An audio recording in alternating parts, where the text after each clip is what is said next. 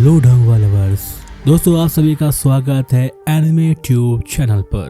दोस्तों आज मैं लॉ ऑफ डेविल के आगे के एपिसोड्स को एक्सप्लेन करने जा रहा हूं। अगर अभी तक आपने इसके पिछले एपिसोड नहीं देखे हैं तो उसकी लिंक आपको डिस्क्रिप्शन बॉक्स में मिल जाएगी। सबसे पहले जाकर उसे देख लें, तभी आपको इसकी कहानी समझ में आएगी। तो जैसा कि हमने इसके पिछले भाग में देखा था कि चेरिस ने डेवी को मैजिकल पावर दे दी थी, इसके साथ ही उसने डेवी को डेविल आइज भी दे दी थी। और अब जब डेवी उठता है तो वो अपने आप को किसी और दुनिया में पाता है, जहाँ पर वो आज के समय का एक नौजवान लड़का है। वो एक आम जिंदगी जी रहा है। तभी डेवी एक कोल्ड ड्रिंक पीता है, जिसको पीने के बाद उसे अपनी पिछली जिंदगी के बारे में याद आता है। और जब डेवी की आंख वापस खुलती है तो वो खुद को एक शिप में पाता है, जहाँ पर वो देखता है कि उसके साथी एक गुंडे से भरी शिप पर है। वो वीवी से इसके बारे में पूछता है कि वो कहाँ पर है और वो क्या कर रही है, जिस पर वीवी उसे बताती है कि वे अभी एक पायरेट्स की शिप पर हैं। अब डेवी यहाँ पर वीवी से पूछता है कि वो अपने मैजिक का यूज कर उन गुंडों को मार क्यों नहीं देती, जिस पर वीवी उसे जवाब देती है कि वो अभी अबू साइलेंट से निकले हैं, जिसकी वजह से वो अभी भी काफी कमजोर है और इस वजह से वो अपनी पावर्स का यूज नहीं कर सकती। इसके साथ ही उसके पास जो थोड़ी बहुत पावर्स बची थी उसका इस्तेमाल उसने डेवी को हील करने में कर लिया और इस वजह से उसे अब कुछ टाइम चाहिए ताकि वो अपने मैजिक को रिस्टोर कर सके। इसके बाद डेवी वीवी से पूछता है कि उसने अपनी बची हुई पावर्स उसे हील करने में क्यों लगा दी और उसके बाद डेवी वीवी को वहीं पर रुकने को कहता है और वहीं पर वो लड़की उन सभी गुंडों से अकेले फाइट करने की कोशिश कर रही होती है, लेकिन वो गुंडे अब उस पर काफी भारी पड़ने लगे थे। तभी डेवी उसके पास आता है। वो लड़की डेवी को बताती है कि उसके पास जितनी भी डीमंस पावर थी वो अब खत्म हो चुकी है, जिसकी वजह से अब वो कुछ भी नहीं कर सकती। तभी डेवी उस लड़की को पीछे हटने को कहता है, लेकिन वो लड़की डेवी से कहती है कि वो अकेले उनसे कभी भी नहीं लड़ सकता और उसे ऐसे ऑर्डर भी नहीं दे सकता है। वो लड़की अब उससे वापस लड़ने जाने लगती है और इस बार डेवी उसे रोकता है और अपनी डेविल आइज का यूज करता है। उसकी डेविल आइज को देखकर वो लड़की सोचने लगती है कि डेवी की ये आंखें कितनी ज्यादा सुंदर हैं। फिर डेवी उसे पीछे बैठने को कहता है, जिसके बाद वो लड़की पीछे बैठने के लिए जाने लगती है और सोचती है आखिर मैं क्यों डेवी की बात मान रही हूँ। अब डेवी उन गुंडों की तरफ देखता है और उनसे कहता है कि वो उन सभी को मार डालेगा। ये सुनकर सभी डेवी पर जोर जोर से हंसने लगते हैं और उससे कहते हैं कि पहले उसे घर जाकर कुछ खाकर आना चाहिए। फिर डेवी उन्हें बताता है कि उन्हें एक जादूगर के साथ ऐसा मजाक नहीं करना चाहिए। ये सुनकर वे सभी काफी डर जाते हैं, क्योंकि उन्हें नहीं पता था कि डेवी एक जादूगर है। अब उन पायरेट्स का लीडर सभी गुंडों से कहता है कि उन्हें अब डेवी को हराना ही होगा और अगर उन्होंने उसे हरा दिया तो पूरी दुनिया में उनका नाम मैजिशियन डिफीटर के नाम से फेमस हो जाएगा। फिर वे सभी डेवी पर अटैक करने आ जाते हैं और तभी डेवी भी अपना एक मैजिकल आइटम निकाल लेता है और फिर उन सभी पर फायर बॉल अटैक करने लगता है। इसे देखकर वीवी कहती है ये तो काफी स्ट्रॉन्ग मैजिक स्पेल है। वहीं डेवी सभी को काफी आसानी से हरा देता है और डेवी से बचने के लिए ज्यादातर लोग पानी में जंप कर देते हैं। फिर डेवी उस मैजिकल आइटम को उन लीडर की तरफ फेंक देता है। ये देखकर किसी को भी समझ नहीं आता कि डेवी आखिर क्या करना चाहता है, लेकिन तभी डेवी एक चुटकी बजाता है और तभी वहां पर एक बहुत तेज धमाका होता है, जिसकी वजह से लीडर और उसके साथी हवा में उड़ते हुए जाते हैं। फिर डेवी उन दोनों लड़कियों से कहता है क्या उन्हें इसमें मजा आया और उसके बाद डेवी उस शिप पर अपना कब्जा जमा लेता है और झंडे को चेंज कर देता है और उस लीडर के सभी साथियों को भी अपने अंडर काम पर रख लेता है। हालांकि उनका फ्लैग काफी अजीब था, जिस पर वो लड़की कहती है कि उसने आज तक कभी भी इतना अजीब फ्लैग नहीं देखा। लेकिन फिर वो लड़की उन गुंडों के शिप से भागने को कहती है, क्योंकि उनमें से कोई भी अच्छा इंसान नहीं था। लेकिन डेवी उसे बताता है कि उन्हें उसकी जरूरत है, क्योंकि वे तीनों सिर्फ इतने बड़े शिप को नहीं चला सकते। अब डेवी उस नाव की मदद से उस टाउन में आ जाता है जहां पर उसके फादर ने उसे भेजा था। अब जैसे ही डेवी नाव से उतरता है तभी वहां पर मड आ जाता है और वो डेवी से कहता है कि उन्हें उसकी काफी चिंता हो रही थी। उन्हें ऐसा लग रहा था कि उन्होंने उसे खो दिया। और तभी वहाँ पर वकाब याबी भी आ जाती है जो डेवी को ग्रीट करती है। डेवी यहाँ पर वकाब याबी से रोबोट के बारे में पूछता है, जिस पर वकाब याबी उसे बताती है कि रोबोट को डिमोट कर दिया गया है क्योंकि वो डेवी को गायब होने से बचा नहीं सका था। अब यहाँ पर डेवी जोला से कहता है कि हमने मिलकर जो प्लान बताया था उसके बारे में तुम वकाब याबी को बता दो। और इसके बाद डेवी उस प्लान को एक कागज पर लिखकर वकाब याबी को दे देता है, जिसके बाद वकाब याबी और जोला उस प्लान को अंजाम देने के लिए उस नाव पर बैठकर चले जाते हैं। अभी भी डेवी से कहती है कि अब उसके जाने का वक्त आ गया है क्योंकि अगर वो वापस नहीं लौटी तो उसके मास्टर उसे ढूंढते हुए यहाँ पर आ जाएंगे। अब डेवी यहाँ पर वीवी से पूछता है, ठीक है तुम जा सकती हो, लेकिन अगर भविष्य में मुझे तुम्हारी कभी जरूरत पड़ी तो तुम मुझे कहाँ पर मिलोगी। इस पर वीवी उससे कहती है, मैं तुमको ये नहीं बता सकती, हमें ये सब बताने के लिए मना किया गया है। अब डेवी इस पर कहता है कि तुम मुझे बता दो, मैं ये बात किसी को भी नहीं बताऊंगा। जिसके बाद वीवी उसे बता देती है और इसके बाद वो इमोशनल होकर डेवी को गले लगा लेती है। अब जाने से पहले वीवी डेवी को एक पेपर देती है जो कि काफी अजीब था, जिस पर डेवी उससे पूछता है कि ये क्या है। तब वीवी उसे बताती है, मैंने तुमसे 6 स्पेल देने की डील की थी, ये वही है। अब इस पर डेवी वीवी से कहता है कि मुझे पता है, मैंने तुमसे ये मैजिक स्पेल तुम्हें ब्लैकमेल करके लिया है, इसलिए मुझे इसके लिए माफ कर देना। जिस पर वीवी कहती है कोई बात नहीं। तभी हम वहाँ पर एक कपल को देखते हैं जो कि एक दूसरे को किस कर रहे थे, जिसे देखकर वीवी काफी हैरान होती है और इसके बारे में डेवी से पूछती है, जिस पर डेवी उसे बताता है कि ये दोनों बस एक दूसरे को अलविदा कह रहे हैं। अब उसकी ये बात सुनकर वीवी डेवी को किस करके उसे अलविदा कहकर वहाँ से चली जाती है। अब वीवी की ये हरकत देखकर योला कहती है कि ये लड़की बहुत ही ज्यादा बेवकूफ है और इधर मड इससे काफी ज्यादा खुश हो रहा था और वो इस किस के लिए गॉड से थैंक यू कह रहा था। अब सीन यहाँ से पैलेस में शिफ्ट होता है जहाँ पर डेवी लाइब्रेरी में बैठा हुआ है। तभी वहाँ पर बटलर उसके लिए चाय लेकर आता है। डेवी यहाँ पर बटलर से कहता है कि इस बार हमें टैक्स काफी कम मिला है, हमारे पास केवल 300 कॉइन्स ही आए हैं। तभी बटलर डेवी से कहता है कि उसे राजा की तरफ से एक मैसेज आया है जिसमें उन्हें कुछ फेर बदल करने हैं। जिस पर डेवी उससे कहता है कि राजा ने मुझे 1 साल के लिए यहाँ पर भेजा है, इसलिए 1 साल तक यहाँ के जितने भी निर्णय हैं वो मैं खुद लूंगा। अब बटलर के जाने के बाद डेवी उस मैजिकल पेंटिंग को नीचे उतारता है और अपनी मैजिकल पावर का यूज कर उस मूर्ति में मौजूद उस क्रिएचर को आजाद कर देता है और तभी उस पेंटिंग के अंदर से सैमुअल की आत्मा बाहर आती है। इसे देखकर डेवी काफी ज्यादा चौंक जाता है।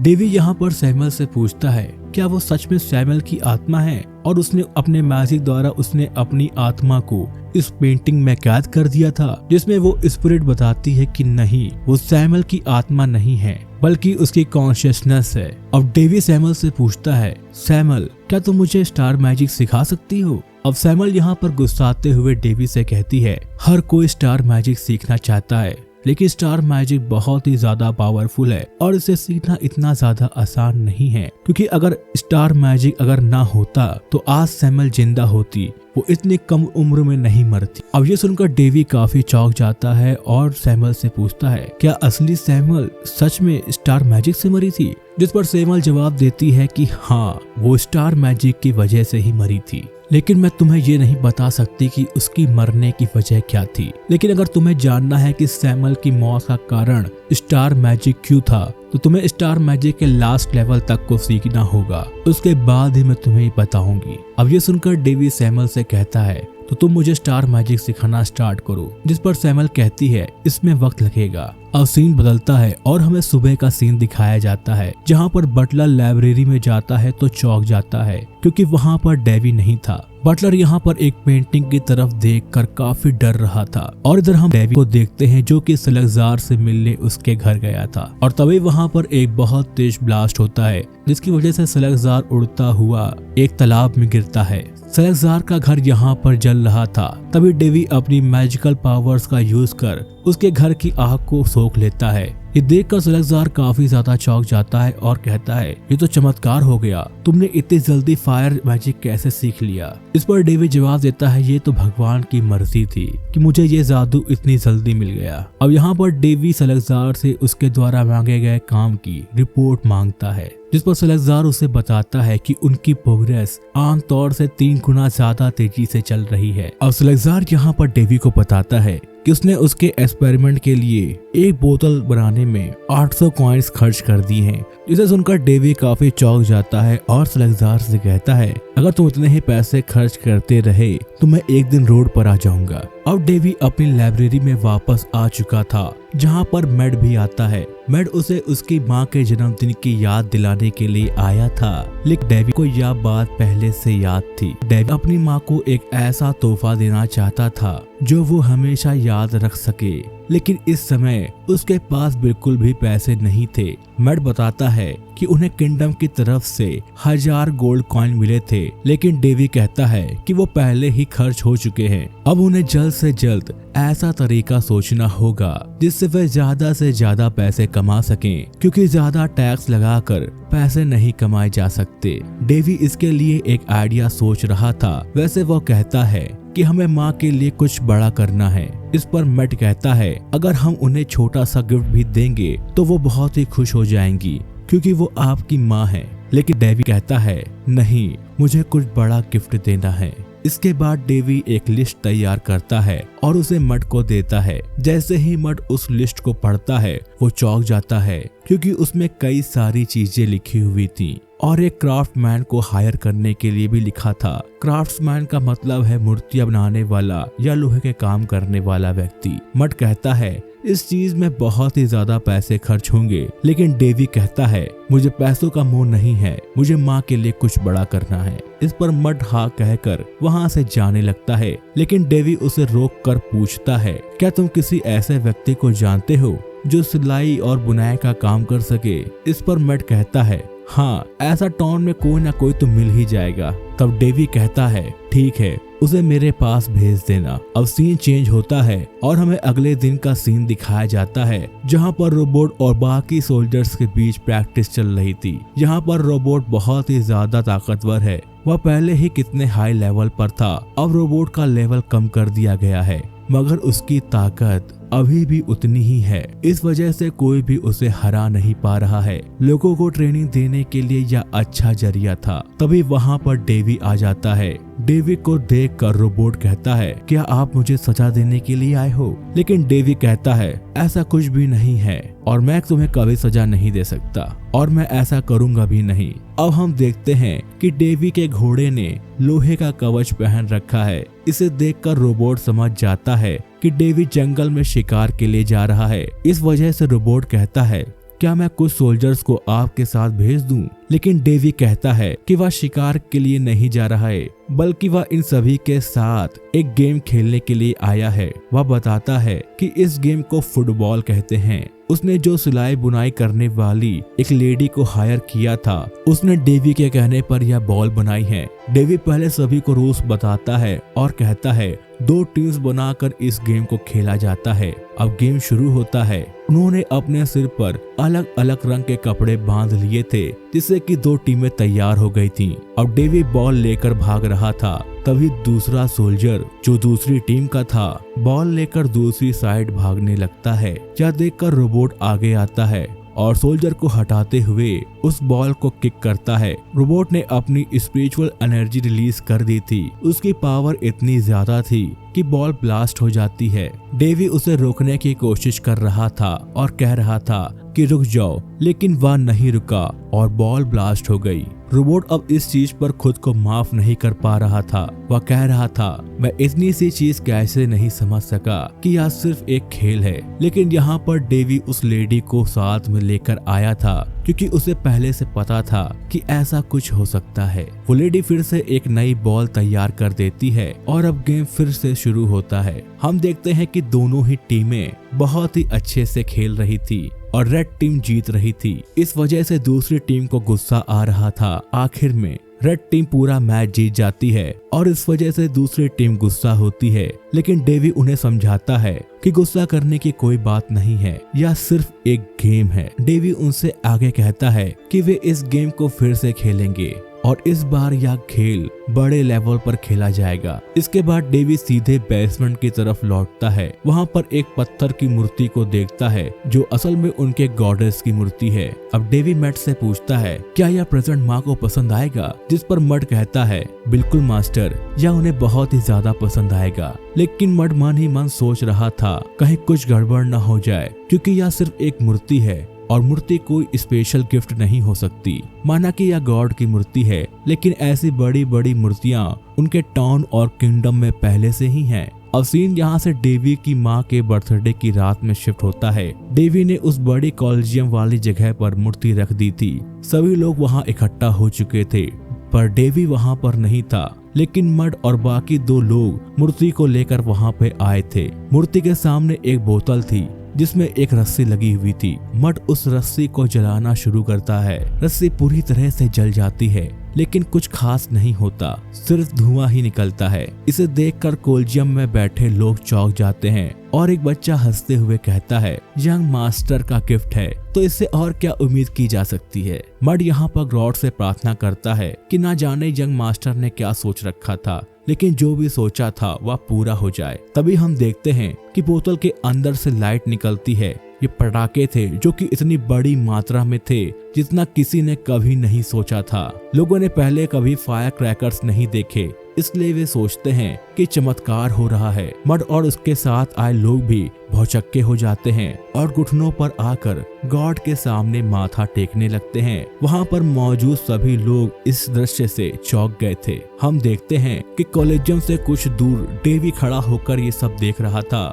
वही सैमुअल की स्पिरिट बाहर निकल कर आती है। डेवी सोचता है कि माँ को यह गिफ्ट जरूर पसंद आया होगा। वह यह भी सोचता है कि अगर सिली गर्ल यह देखती तो उसे भी यह बहुत पसंद आता। सैमुअल की स्पिरिट जो कि डेवी से कनेक्ट हो चुकी थी, उसे भी डेवी की मन की बातें सुनाई देती हैं और वह डेवी से पूछती है ये सिली गर्ल कौन है, जिस पर बाई जवाब देता है कोई नहीं, तुम्हें इस तरह से मेरे मन की बात नहीं सुननी चाहिए। लेकिन सैमुअल कहती है मैं इसमें कुछ भी नहीं कर सकती, ये सब मुझे अपने आप सुनाई देता है। वह बार बार यह पूछकर डेवी को परेशान कर रही थी।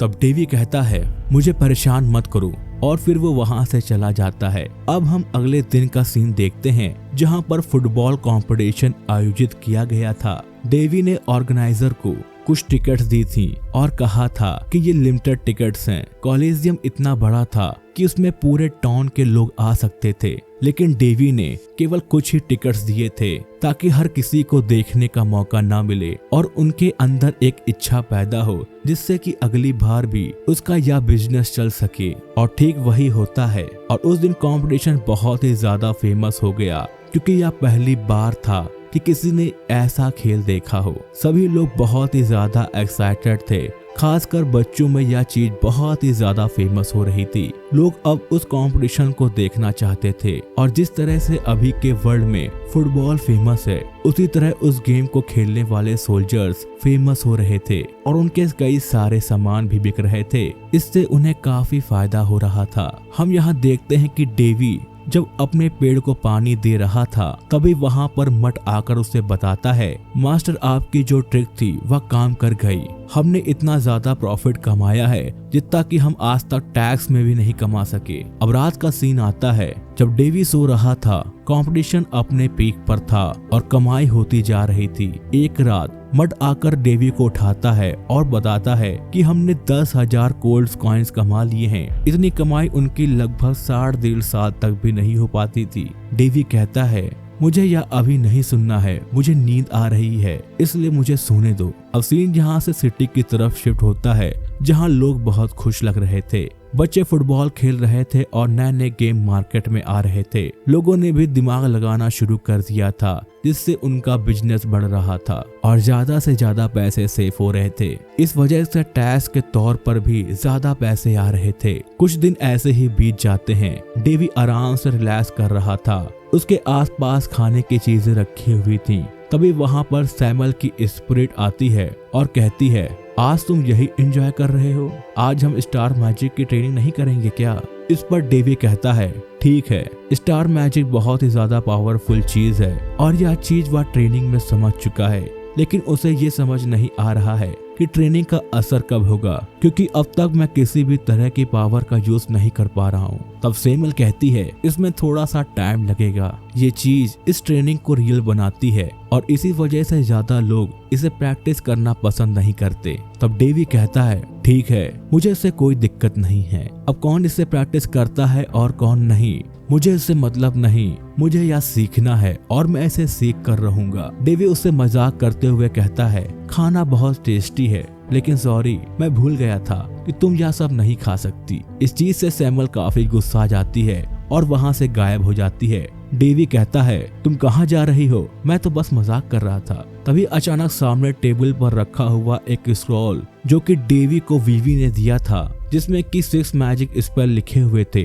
हवा में उड़ने लगता है, जिसे कि डेवी देख लेता है। तभी डेवी देखता है कि वहाँ पर एक ओल्ड मैन था। वो ओल्ड मैन एक बहुत ही पावरफुल जादूगर है और वो डेवी से कहता है बहुत बढ़िया, तुम्हारे सेंसर्स तो बहुत ही ज्यादा पावरफुल हैं, तुमने मुझे नोटिस कर लिया, जबकि मैं इतनी सावधानी से आया था कि कोई नॉर्मल व्यक्ति मुझे देखकर नोटिस ही नहीं कर सकता था जब तक कि वो मुझे आंखों से ना देख ले। उस जादूगर को देखकर डेवी थोड़ा हैरान था और वो उन्हें ग्रीट करते हुए पूछता है आप कौन हैं? क्या आपको यहाँ पर किसी ने भेजा है? इस पर वो जादूगर कहता है बस मैं यही चीज यहाँ पर लेने आया था। तब डेवी पूछता है कौन सी चीज? तब वो जादूगर बताता है ये स्क्रॉल, इसमें जो भी चीज लिखी हुई है वो मैंने ही लिखी है और ये सब मेरी बनाए गए मैजिकल ट्रिक्स हैं, इसलिए यह चीज मेरी है और मैं इसे लेने आया हूँ। डेवी यह सुनकर बहुत ही ज्यादा हैरान हो जाता है और कहता है क्या आप वीवी के मास्टर हो? इस पर वो कहता है हाँ, वैसे तो मैं यहाँ पर बस स्क्रॉल को लेने के लिए आया था और देखना चाहता था कि वो आदमी कौन है जिसने ब्लैकमेल करके वीवी से ये मैजिकल स्क्रॉल ले लिया, लेकिन अब तुम्हें देखकर मेरा इरादा बदल गया है, तुम मुझे नॉर्मल लड़के नहीं लगते। डेवी यह बात सुनकर वहाँ से भागने लगा था, लेकिन जादूगर ओल्ड मैन उसे पकड़कर खींच लेता है। जैसे ही उसने डेवी को हवा में उठाया कि तभी डेवी की डेविल्स पावर जाग जाती है और उसके सिर पर एक हॉर्न बन जाता है। जादूगर उस हॉर्न को टच करता है और कहता है अरे वाह, लगता है तुम्हें ये चेरिस ने दी हैं। वैसे वो कैसा है? ये एपिसोड यहीं पर खत्म हो जाता है। तो दोस्तों आपको आज का एपिसोड कैसा लगा मुझे कमेंट करके जरूर बताइएगा, और अगर आप आगे भी ऐसी वीडियोस देखना चाहते हैं तो वीडियो को लाइक और चैनल को सब्सक्राइब करना बिल्कुल भी मत भूलिएगा। अब मिलूंगा आपसे अगली वीडियो में, तब तक के लिए tata bye bye and take care.